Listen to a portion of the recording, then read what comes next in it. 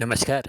तपाईँमध्ये कतिलाई थाहा छ यस इलाम देउमाई स्थित मङ्गलबारे बजार कसरी नामाकरण भयो अनि बुधबार किन हटिया लाग्यो? यसको इतिहास के छ? आउनुहोस् यसबारे चर्चा गरौँ। तपाईँले थाहा पाउनुभएको कुरा कमेन्ट मार्फत व्यक्त गर्नुहुन्छ भन्ने आश गरेको छु। आगामी दिनमा ती सबै विषयहरू समेटेर नयाँ भिडियो ल्याउनेछु। त्यसभन्दा पहिले यो बजार हेरौँ। यहाँ जितपुर साङ्ग्रोमा साँखेजुङ धुसेनी राँके चमैता देउमैका सबै क्षेत्र अनि छिमेकी पालिकाहरूको मुख्य बजार भनेको मङ्गलबारे हो। यहाँ बुधबार बजार लाग्ने गर्छ। गजुरमुखी मङ्सेबुङ फाकफुक थुम एकताप्पाबाट बास बस्दै बजार भर्न आउने चलन पुरानो हो। सबै कुरा मैले खुलाइन, तपाईँको सहयोगको अपेक्षा गरेको छु।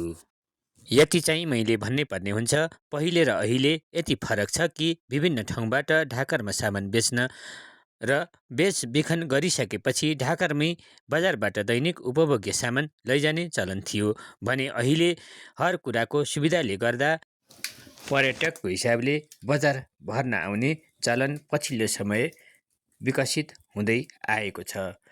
यस भिडियोलाई हेरी तपाईँ के भन्न चाहनुहुन्छ? लाइक, कमेन्ट, सेयर अवश्य गर्नुहोला। धन्यवाद।